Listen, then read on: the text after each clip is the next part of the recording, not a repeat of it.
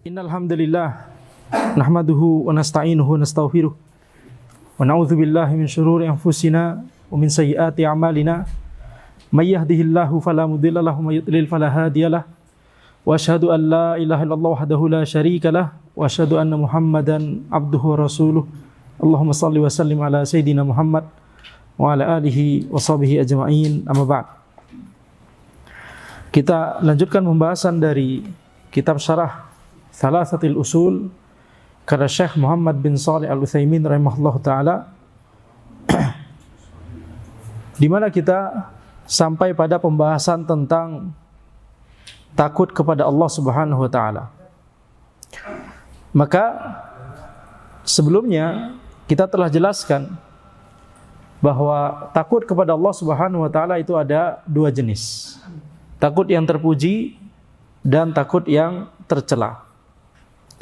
Takut yang terpuji itu adalah takut kepada Allah yang itu membuat kita tidak jadi melakukan maksiat, tidak jadi melakukan dosa, sehingga dengan rasa takut tersebut kemudian kita bertakwa kepada Allah. Ini takut yang terpuji. Sedangkan takut yang tercela dijelaskan oleh penulis, wa ghairul mahmud ma yahmilul abda 'alal ya'as min rauhillah wal qunut. Takut yang tidak terpuji atau takut yang tercela itu adalah takut yang membuat seorang hamba itu putus asa dari rahmat Allah. Ini takut yang tercela, takut kepada Allah yang tercela. Jadi tadi telah kita sebutkan, takut kepada Allah ada yang terpuji, ada yang tercela. Yang tercela itu adalah ketika seseorang takut kepada Allah, kemudian rasa takutnya tersebut membuat dia putus asa dari rahmat Allah. Gimana maksudnya? Maksudnya adalah dia takut kepada Allah Subhanahu wa taala, takut untuk bertaubat. Dia merasa sudah banyak dosa, kemudian dia merasa bahwa kalau dia bertaubat, dia tidak akan diampuni oleh Allah Subhanahu wa taala. Dia kemudian semakin lama semakin menjauh, tetap bertahan dengan kemaksiatannya. Bukannya malah bertaubat kepada Allah, tapi malah semakin menjauh. Kenapa? Takut. Nah, takut ini takut yang tercela. Kalau misalkan mau diilustrasikan dengan takut kepada sesama makhluk, kepada orang lain misalkan misalkan ada orang berbuat salah kepada orang lain, kemudian tidak kunjung minta maaf karena takut. Nah, padahal harusnya apa? Yang diwajibkan oleh syariat kepadanya adalah minta maaf. Betul tidak? Ini malah kalau ada orang tersebut malah menghindar. Jadi makin menjauh. Ada takut kepada sesama makhluk demikian. Nah, ada orang yang dia arahkan rasa takut seperti itu kepada Allah. Jadi ketika dia bermaksiat kepada Allah, dia tidak kunjung bertaubat kepada Allah Subhanahu wa taala. Ini takut yang tercela. Wa hina idzin yatahassarul abdu wa yankamishu rubbama yatamada fil ma'siyati liquwati ya'sihi. Oleh karena itu hamba tersebut menjadi yatahassar. Menjadi putus asa.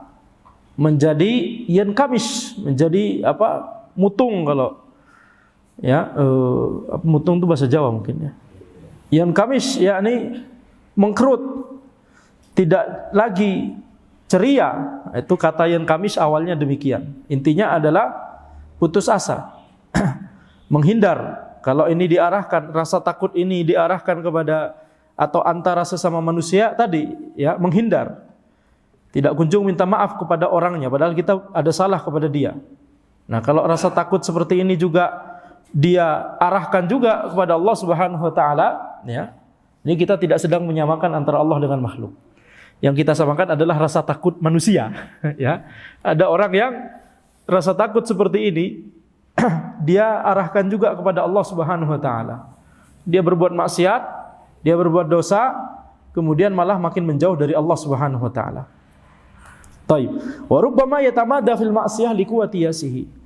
Dan bisa jadi dia makin terus-menerus bergelimang dalam kemaksiatannya tersebut. Karena apa? Karena keputus asanya itu besar sekali. Dia sangat putus asa dari ampunan Allah Subhanahu wa taala, dari rahmat Allah Subhanahu wa taala. Jadinya enggak kunjung bertaubat. Ini takut kepada Allah yang tercela.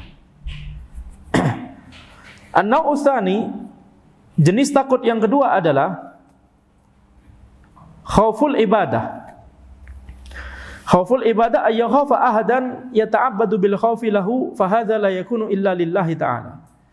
Yaitu rasa takut yang berupa ibadah, itu ketika seseorang itu dia beribadah kepada Allah dengan rasa takutnya tersebut, maka rasa takut seperti ini hanya boleh diarahkan kepada Allah, tidak boleh diarahkan kepada makhluk. Wa sarfu li ghairillahi ta'ala syirkun akbar. Mengarahkan rasa takut ini kepada selain Allah itu adalah syirik akbar. An-naw'u tsalits khaufu sirki ka'ayya khaufa sahibul qabr ka'ayya khaufa sahibal qabr aw waliyan ba'idan anhu la yu'athiru fihi. Khaufu sir, khauf yang tersembunyi, rasa takut yang tersembunyi, yaitu ketika seseorang itu takut kepada orang yang sudah mati, ada di kuburan tertentu misalkan, dianggap kuburannya keramat, jadi takut kepada sahibul qabr, orang yang ada di dalam kuburan tersebut. Awwaliyan ba'idan anhu, atau takut kepada wali yang jauh darinya. La yu'athiru fihi, yang tidak akan memberikan pengaruh kepadanya karena jauh. Lakinnahu yakhafuhu makhafata sirrin, akan tapi dia takut dengan takut yang sir, takut yang tersembunyi. Fa hadza aidan dzakarahul ulama minasyirik. Maka ini juga disebutkan oleh para ulama termasuk kesyirikan. Intinya rasa takut itu ada beberapa jenis, ya. Ada 4 jenis. Yang pertama adalah rasa takut yang itu rasa takut yang normal, al-khauf al-jibilli. Rasa takut yang normal, rasa takut yang natural. Wajar kalau manusia misalkan takut sama ular. Ya, wajar kalau misalkan manusia, jangankan sama ular, bisa jadi sebagian orang sama kecoa itu takut. Nah, tapi direvisi sama sebagian orang, bukan takut Ustaz, jijik, ya, malu. Malah malu ya sama kecoa. Ini rasa takut yang natural, tidak masalah. Kemudian jenis kedua adalah rasa takut yang disertai dengan pengagungan dan ketundukan. Rasa takut yang disertai dengan pengagungan dan ketundukan. Inilah rasa takut yang merupakan ibadah, dan inilah rasa takut yang hanya boleh diarahkan kepada Allah Subhanahu wa taala. Inilah rasa takut yang merupakan amalan hati, yang kalau dilakukan diarahkan hanya kepada Allah, ini menjadi amalan ibadah, yaitu amalan hati. Nah, tapi kalau rasa takut yang merupakan amalan hati ini, yang merupakan rasa takut yang disertai keagungan, pengagungan dan ketundukan ini, diarahkan kepada selain Allah, maka ini menjadi syirik akbar. Ya, ini menjadi syirik akbar. Contohnya misalkan tadi ya, takut kepada penunggu tempat tertentu. Kemudian disertai rasa takut tersebut disertai dengan pengagungan dan ketundukan. Jadinya setiap lewat tempat tersebut misalkan dia naruh sesajen misalkan. Naruh makanan atau buah untuk sesajian. Maka ini adalah syirik akbar. Rasa takut kepada, yakni takut kualat misalkan, ya. Sebagian orang menganggap bahwa kalau yang namanya wali, sebagian orang dianggap wali. Nah, kalau kemudian kemudian kita yakni tidak mengikuti apa yang diperintahkan oleh wali tersebut, maka ini nanti kualat. Ini juga adalah rasa takut yang merupakan syirik akbar, berbahaya. Ya, karena dia menganggap bahwa ada selain Allah Subhanahu wa taala yang bisa memberikan pengaruh, padahal pengaruhnya ya tidak zahir, tidak bisa diakal logikakan. Intinya kalau kita tidak mematuhi perintah dia, nanti kita kualat. Nah, ini berbahaya. Ya, dia meyakini bahwa ada selain Allah yang memiliki rububiyah seperti Allah Subhanahu wa taala. Baik. Jadi ini tidak boleh. Atau rasa takut, ya, takut kepada tadi ya penunggu atau jin tertentu misalkan, atau penghuni kubur tertentu misalkan. Rasa takut yang disertai dengan pengagungan dan ketundukan. Jadinya kita melakukan apa yang menjadi kewajiban, misalkan lewat situ harus begini begitu. Kalau mau tinggal di situ misalkan, maka harus minta izin kepada mbah tertentu misalkan. Ini nama untuk penunggu di daerah tersebut misalkan, atau di rumah tersebut misalkan. Maka ini adalah kesyirikan. Bangun rumah di area tertentu, ya, baru beli tanah, kemudian mau bangun di situ, kemudian ya karena udah ada keyakinan di situ sehingga akhirnya menyerahkan sesajian atau apa, melakukan apa, ya, nyembelih ayamnya harus diambil dari 7 daerah, 7 pulau yang berbeda, misal. Repot juga, ya. Kemudian mandi airnya harus didapat dari kolam yang berbeda, misalkan. Ya, maka ini adalah kesyirikan, syirkun akbar. Kemudian bisa jadi bisa jadi syirik asghar kalau nggak nyampe kepada taraf syirik akbar. Para ulama menyebutkan takut hantu itu syirik asghar. Jadi seseorang misalkan mau ke toilet, mau ke air malam-malam, kemudian dia nggak jadi, lebih baik kita tahan sampai subuh. Kenapa? Karena takut. Nah, ini rasa takut ini, takut hantu, padahal hantunya tidak menampakkan diri di depan dia, betul tidak? Mengapa dia memilih untuk takut kepada jin, sementara jin tidak bisa dia lihat? Dan juga Allah juga tidak bisa dia lihat. Kenapa memilih takut sama jin? Kenapa nggak takut kepada Allah Subhanahu wa taala? Ya. Jadi kalau mulai ada perasaan takut seperti itu, kita yakini bahwa Allah Subhanahu wa taala adalah zat yang maha perkasa, Allah yang akan melindungi kita. Jadi itu yang kemudian ucapkan zikir. Ya, seperti yang paling mudah, a'udzubillahi minasyaitonirrajim. Atau misalkan a'udzu bikalimatillahi tammah min kulli syaitonin hammah min kulli ainin lammah. Ya, atau a'udzu bikalimatillahi tammati min syarri ma khalaq, misalkan. Atau ucapkan ya ayat-ayat misalkan surat Al-Falaq, An-Nas misalkan, atau ayat kursi. Kita berzikir, ya, berzikir subhanallah, Allahu akbar, alhamdulillah, la ilaha illallah. Tidak boleh takut sama hantu, tidak boleh takut sama jin. Justru mereka yang takut sama kita. Kalau kita yang takut, malah mereka jadi berani. Jadi para ulama mengatakan, kalau jinnya nggak kelihatan, kemudian kita takut, ini syirik asghar. Tapi kalau jinnya itu kita yakini dia memiliki, jadi rasa takut kita nggak cuma sekedar takut hantu, tapi takut karena disertai pengagungan dan ketundukan. Takut kepada Nyi Roro Kidul misalkan, takut kepada penunggu alas roban gitu misalkan, atau penunggu sendang tertentu. Ini bisa jadi syirik akbar. Tapi kalau sekedar kayak tadi, ya, takut hantu, mau ke toilet takut hantu, padahal toiletnya di rumah kita sendiri, betul tidak? Jadi ini syirik asghar. Kecuali kalau jinnya itu menampakkan diri di depan kita, kemudian kita takut, maka itu bisa jadi takut yang natural. Tiba-tiba kalau muncul penampakan depan kita kan bisa jadi kaget, betul tidak? Atau malu tadi ya. Gak mau bilang takut, tapi sungkan. Harusnya dia yang sungkan.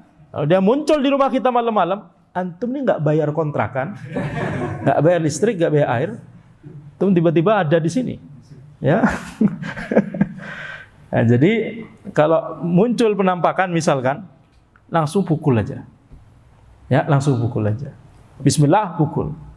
Siapa tahu orang. Nah, jadi tidak boleh takut sama jin. Taib. Nah, sehingga tidak boleh mengajarkan kepada anak-anak kita juga ini rasa takut ini. Ya, tidak boleh mengajarkan kepada anak-anak kita cerita-cerita hantu atau urban legend. Ya. Kalau di kampus misalkan, ini gedung ini dulunya ada yang bunuh diri kan misalkan, atau apalah. Ya, segala tempat di Bandung ini banyak ya urban legend. Nah, tidak boleh seperti itu. Nah, kalau misalkan ada orang yang misalkan sering diganggu, baik itu penampakan atau suara atau bau atau apa dan seterusnya, ruqyah diri kita sendiri. Itu bukan kelebihan, itu bukan anak yang punya kelebihan seperti itu, bukan kelebihan, itu kekurangan. Itu bukan anak indigo. Ya istilahnya mungkin anak indigo ya. Tapi itu anak yang diganggu oleh jin. Jadi jangan kemudian malah dieksploitasi. Wah, ini berarti nanti bisa laku ini. Nanti kalau ada orang hilang di gunung, mari kita bisa minta bantuan kepada anak indigo. Ini kesyirikan. Berarti apa? Dia minta bantuan kepada jin. Tidak boleh. Ya, jadi minta bantuan itu kebanyakan bohong dan dusta. Justru yang malah dapat itu adalah orang yang beneran mikirin secara ilmiah, ini kira-kira kemana atau jatuhnya kemana atau hilangnya kemana orang yang tersesat di gunung tersebut misalkan.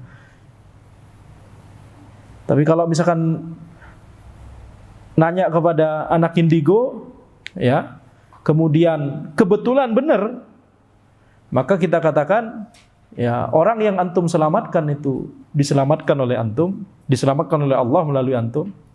Tapi antum sendiri terjerumus kepada kesyirikan. Berbahaya. Betul tidak? Tidak boleh lakukan hal tersebut. Dan kebanyakannya dusta.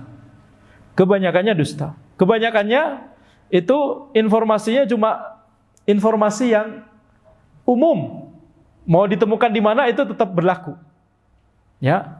Ini lokasinya adalah di dekat daun-daun. Ya, di gunung ya memang banyak daun-daun, betul tidak? Enggak membantu sama sekali. Hah? Baik. Jadi tidak boleh seperti ini. Ada orang misalkan pesawat hilang, kemudian minta bantuan anak indigo dan seterusnya. Tidak boleh. Atau ada kriminal. Ada kriminal kemudian dicari tahu siapa pelakunya dan seterusnya. Maka kepada anak indigo. Maka ini tidak boleh. Ini adalah kesyirikan. Baik. Kemudian juga mempelajari ilmu-ilmu kebal begitu ya. Jadi minta pertolongan kepada jin untuk mempelajari ilmu kebal atau mempelajari ilmu tenaga dalam dan seterusnya. Ini juga adalah syirik akbar. Ya, berbahaya. Kalau misalkan Indonesia itu memang punya ilmu kebal, harusnya nggak dijajah Belanda 350 tahun. Betul tidak? Kenapa masih terjajah? Kenapa nggak dikeluarin ilmunya? Itu adu ilmu harusnya waktu itu. Betul tidak? Kenapa malah setelah Belandanya pergi baru kemudian? Jadi walaupun misalkan itu beneran terjadi kebal misalkan, kita katakan itu cuma keuntungan sementara. Adapun bahaya di akhirat itu kekal. Ya, neraka, abadi di neraka, wal iyazbillah. Jadi enggak sepadan antara keuntungannya dengan kerugiannya. Baik. Kemudian penulis berkata, penulis matan, wa dalilur raja qauluhu ta'ala, faman kana yarju liqa'a rabbih falyamal amalan shalihan wa la yusyrik bi ibadati rabbih ahada. Dalil dari ar-raja yaitu rasa harap adalah firman Allah Ta'ala, faman kana yarju liqa'a rabbih. Barang siapa yang berharap untuk bertemu dengan Rabb-nya, falyamal amalan shalihan, maka lakukanlah amal soleh, wala yusyrik bi ibadati rabbih ahada, dan jangan berbuat kesyirikan dengan cara mengarahkan ibadah kepada selain Allah Subhanahu wa taala. Taib. Qauluhu ar-raja, raja itu adalah tam'ul insan fi amrin qaribil manal. Ar-raja itu adalah ketika seseorang menginginkan sesuatu yang itu dekat untuk terjadi, dekat untuk dicapai. yakni hampir bisa untuk dicapai. Itu secara bahasa. Itu namanya ar-raja. Wa qad yakunu fi ba'idil manal tanzilan lahu manzilatal qarib. Tapi bisa jadi kata raja itu diterapkan untuk sesuatu yang itu jauh, yakni kemungkinannya kecil. Kalau tadi yang dekat itu maksudnya kemungkinan besar untuk terjadi. Itu raja atau taraji. Kalau yang kemungkinannya kecil terjadi itu tamanni. Tamanni, kemungkinannya kecil atau kemungkinannya tidak bisa sama sekali, itu namanya tamanni. Seandainya kita bisa muda lagi, itu tamanni, ya. Karena nggak mungkin. Tapi kalau misalkan yang dimaksud taroji misalkan, ya seandainya kita bisa belajar lebih keras lagi, nah itu taroji atau raja. Tapi terkadang sesuatu yang peluangnya kecil untuk terjadi itu tetap disebut roja, ya, tanzilan lahu manzilatal qarib. Karena dianggap itu, anggaplah sama aja dengan kemungkinan yang besar gitu ya. Intinya roja itu adalah berharap.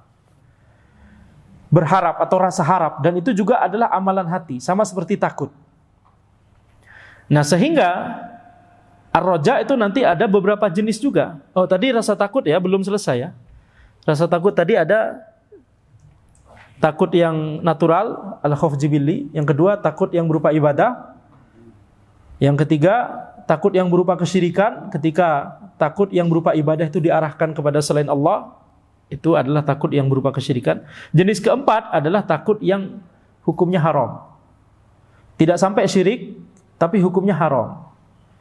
Ya, seperti yang sudah Ana contohkan kalau tidak salah di pertemuan sebelumnya, yaitu ketika kita takut sama orang lain memerintahkan kita untuk melakukan kemaksiatan, kemudian kita takut untuk menolak, akhirnya kita melakukan kemaksiatan tersebut. Ini takut yang hukumnya haram. Ya, seperti misalkan atasan memerintahkan karyawannya untuk berpakaian yang menyerupai orang kafir misalkan setiap akhir tahun misalkan ya. Nah, itu kan haram. Tapi karyawannya takut dipecat misalkan. Ini takut yang hukumnya haram. Kalau dia tetap di hatinya tetap iman kepada Allah, tapi kalau kemudian di hatinya malah ikut meyakini keyakinan yang batil tersebut, ya ini jadinya takut yang berupa kekufuran. Jadi itu ada 4 jenis takut. Demikian pula roja juga ada 4 jenis. Tidak disebutkan oleh penulis di sini, jadi kita bahas sendiri ya. Yaitu ar-roja yang yakni natural. Roja, rasa harap yang natural. Jadi selama misalkan dia berharap kepada obat yang dia minum, berharap kepada dokter yang dia datangi ketika dia sakit misalkan, selama tawakalnya itu kepada Allah dan dia tahu bahwa ini cuma sebab saja, cuma wasilah saja, yang menyembuhkan adalah Allah. Tapi kita berobat ini atau ke dokter ini cuma untuk berusaha ikhtiar. Ini cuma untuk menempuh sebab. Karena Allah Subhanahu wa taala memerintahkan kita untuk menempuh sebab. Tidak hanya diam saja, kita harus melakukan sebab, menempuh sebab. Nah, jadi ini bagian ikhtiar kita, ini menempuh sebab. Tapi ada rasa harap, rasa harap yang manusiawi, betul tidak? Kita berobat, kita berharap dengan minum obat ini kita sembuh, betul? Selama kita tetap meyakini bahwa Allah yang menyembuhkan kita, maka ini adalah rasa harap yang tidak masalah. Ini ar-roja yang tidak masalah, yang natural, yang jibili. Kita berharap misalkan setelah kita belajar, kita berharap nilai kita bagus. Setelah kita berusaha misalkan ya, kita berharap bisnis kita jadi lancar, biiznillah. Tapi kita meyakini semuanya adalah dari Allah. Cuma kita menempuh sebab-sebab. Nah, setelah menempuh sebab-sebab kan pasti ada rasa harap, betul tidak? Kita sudah nyari usaha, gimana cara marketingin produk kita misalkan. Kemudian ada rasa harap. Semoga dengan adanya setelah usaha-usaha ini, maka nanti ada nilai penjualannya bertambah, betul tidak? Angka penjualannya bertambah misalkan. Nah, jadi ini rasa harap yang normal. Tidak masalah selama kita tetap yakni tawakal kepada Allah. Taib. Kemudian roja yang kedua, rasa harap yang kedua itu rasa harap yang berupa ibadah, yaitu rasa harap yang disertai dengan pengagungan dan ketundukan. Inilah yang harus diarahkan hanya kepada Allah. Berharap rezeki, berharap hidayah dan petunjuk, berharap dosa-dosa kita diampuni. Ini hanya bisa dilakukan oleh Allah Subhanahu wa taala. Yang bisa memberikan hal tersebut kepada kita hanyalah Allah. Jadi kita rasa harapnya hanya boleh diarahkan hanya kepada Allah. Tidak boleh mengharap rezeki kepada air terjun tertentu yang dikeramatkan. Tidak boleh minta kesembuhan kepada batu tertentu yang keramat. Ya, ada anak kecil punya batu, habis itu orang datang ke situ, disentuhin sama batunya, ya, kemudian sembuh, misalkan. Ketika sembuh itu bisa jadi ujian dari Allah Subhanahu wa taala. Allah tetapkan yang membuat itu sembuh Allah, bukan batu tersebut, bukan jin. Tapi Allah Subhanahu wa taala yang menyembuhkannya sebagai ujian bagi orang tersebut. Datang ke tempat kesyirikan atau kepada orang yang berbuat syirik kemudian malah sembuh. Itu ujian bagi dia. Ya. Jadi kita lihat rasa harap yang disertai pengagungan dan ketundukan ini hanya boleh diarahkan kepada Allah. Kalau diarahkan kepada selain Allah, itulah rasa harap yang jenis ketiga, yaitu rasa harap yang merupakan kesyirikan. Contohnya barusan gitu ya, mengharapkan kesembuhan dari sebuah batu yang dikeramatkan atau pada orang yang dianggap wali. Jadi kalau kita mau berobat, mau sembuh, datang ke orang tersebut, dia punya karomah, gimana cara metodenya? Diludahi misalnya. Jazakallah khairan, terima kasih ya. Diludahi, dikencingi misalkan. Ada sebagian demikian. Bahkan kotorannya, mohon maaf, ya, terkadang padat, terkadang cair, ya, tapi intinya ditampung kemudian ditumbuk, atau kalau cair digimanain, mungkin langsung aja disiram. Ada yang sampai ke sana. Maka ini tidak boleh. Ini rasa harap yang disertai pengagungan dan ketundukan diarahkan kepada selain Allah, ini adalah kesyirikan. Berharap kaya, jadinya melakukan pesugihan.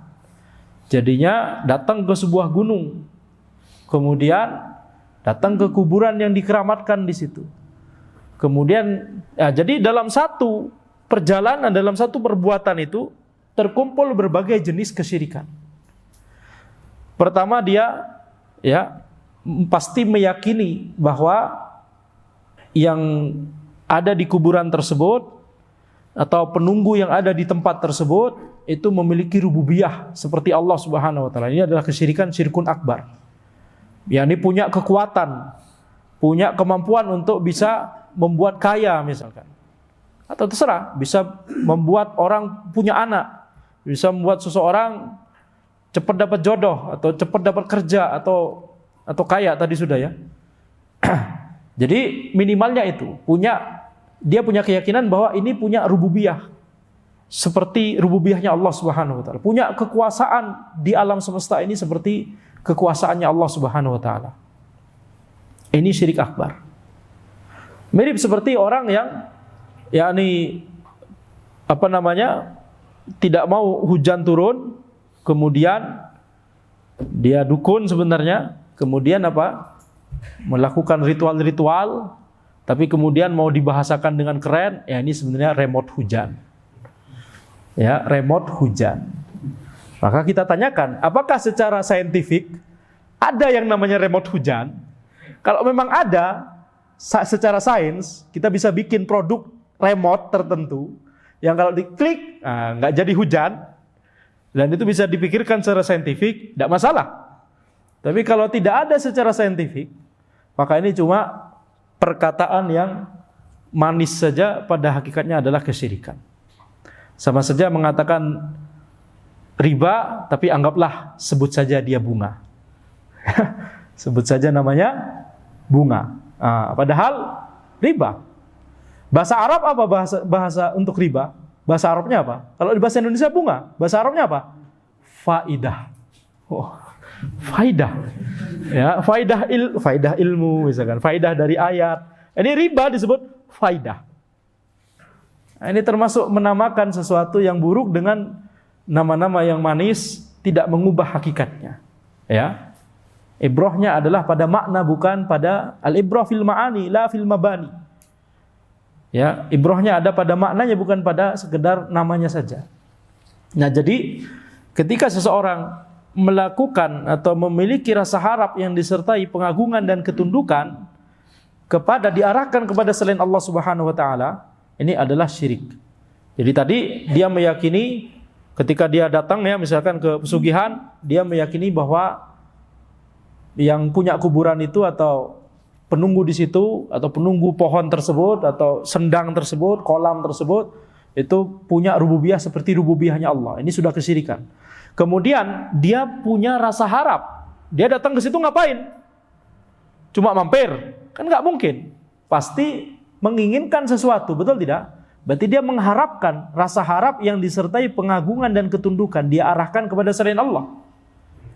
Jadi syirik dari sisi rasa harap. Syirik dari sisi dia meyakini sesuatu ini punya rububiyah seperti Allah. Kemudian yang kedua, yakni dia punya rasa harap yang disertai pengagungan dan ketundukan diarahkan kepada selain Allah. Kalau punya rasa harap, pasti disertai rasa takut. Betul tidak? Ada orang yang datang kemudian ke gunung tersebut untuk pesugihan, untuk minta kaya, kemudian alah, hancurin aja lah. Nggak ada, pasti takut. Satu paket, rasa harap dan rasa takut. Ya, jadi ada kesyirikan juga dari sisi rasa takutnya. Kemudian bersandar atau tawakal. Tawakal itu bersandar. Dia setelah melakukan pesugihan tersebut, dia bersandar kepada Allah atau bersandar kepada itu jadinya? Bersandar kepada kuburan keramat tersebut atau kepada terserah apa yang dia datangi tersebut ya, selain Allah. Jadi dalam satu perbuatan terkumpul di dalamnya berbagai bentuk kesyirikan, syirik akbar, berbahaya. Satu pintu kesyirikan membuka pintu kesyirikan berikutnya. Ya, jadi tidak boleh kita remehkan hal ini. Salah satu saja itu kita lakukan dari kesyirikan-kesyirikan tersebut, itu sudah syirik akbar. Salah satu saja kita lakukan. Apalagi kalau dalam satu perbuatan tersebut kemudian terkumpul berbagai macam bentuk kesyirikan akbar. Ini rugi justru. Dan kasus-kasus pesugihan bisa jadi antum diberikan kekayaan beneran, tapi kemudian ya jinnya minta tumbal. Jinnya meminta timbal balik. Ya, antara timbal baliknya berupa, kalau kamu sudah mau mati, anakmu atau cucumu harus melakukan ritual terus untuk saya, begitu ya kata jinnya. Atau kalau tidak, maka kamu yang akan saya cabut, saya bunuh gitu misalkan. Diberikan madarat oleh jin. Jin bisa memberikan madarat atas izin Allah. Ya kayak manusia bisa memberikan madarat. Tapi kita nggak boleh takut sama jin. Karena jin nggak bisa kita lihat. Ya tadi, kita takutnya hanya kepada Allah Subhanahu wa taala. Tapi kita harus minta perlindungan dari madaratnya jin. Makanya ada a'udzubillahi minasyaitonir rajim. Aku berlindung kepada Allah dari syaitan yang terkutuk. Itu termasuk gangguan dari jin seperti sihir, santet dan seterusnya. Karena sebagian orang itu ingin bertauhid tapi malah kebablasan, akhirnya menafikan pengaruh dari jin. Ini mah nggak mungkin sihir. Malah mengingkari sihir, mengingkari santet. Itu ada. Nabi Muhammad SAW pernah disihir. Ada pengaruh jin tersebut ada. Cuma memang kadang kita juga yang kebablasan. Kadang itu ada sebabnya, tapi kita anggap itu pengaruh dari jin. Ya, seperti misalkan di Jogja ada rumah yang entah-entah terbakar. Antum lihat berita itu. Kadang-kadang situ tempat sini terbakar. Kadang-kadang tempat sini terbakar. Nah, yang kita teliti dulu secara sains. Kita tanyakan kepada ahli. Jangan apa-apa, ini penunggu daerah sini murka ini. Kita harus nyembelih ayam sama nyembelih sapi. Ini malah nyembelihnya bukan untuk kepada Allah seperti kurban, tapi malah nyembelihnya untuk jin. Syirik akbar. Ya, jadi terkadang kita kebablasan. Apa-apa dikaitkan yang disalahin jin, betul tidak? Yang disalahin setan.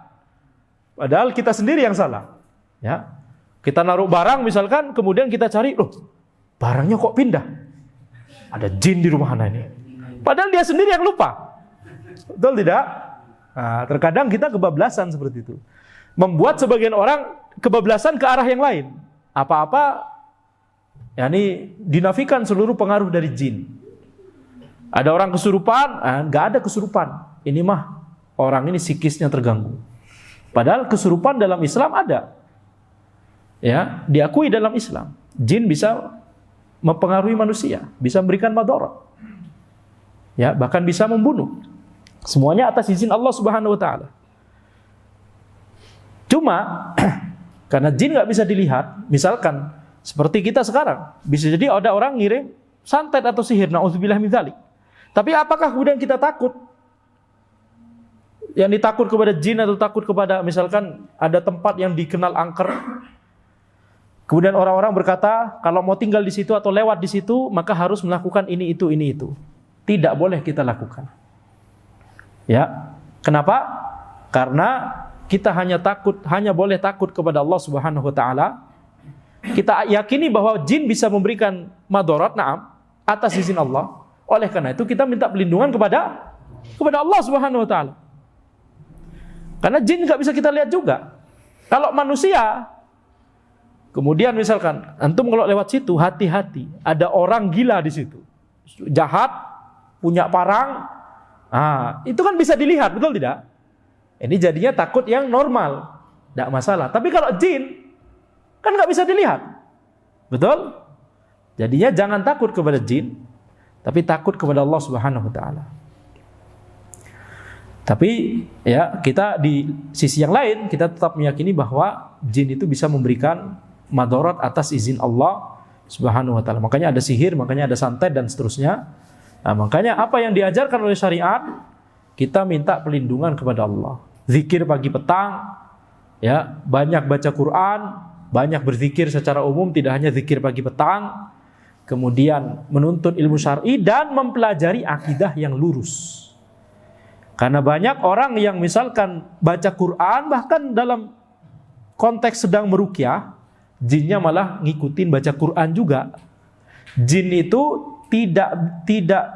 sangat tidak kuat dengan orang yang akidahnya lurus.